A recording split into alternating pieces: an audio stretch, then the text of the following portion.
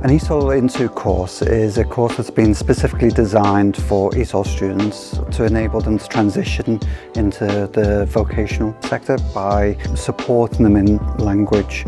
I choose this course because I want to learn the language.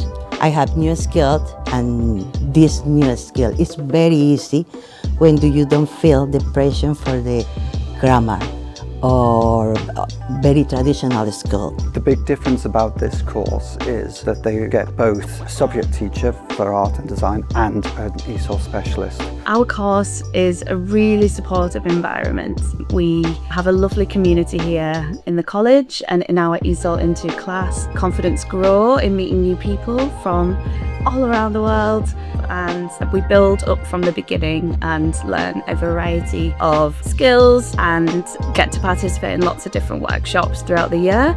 The plus is learn new skills for the real life. Is how I can live in this new country or this new city, and this is very good.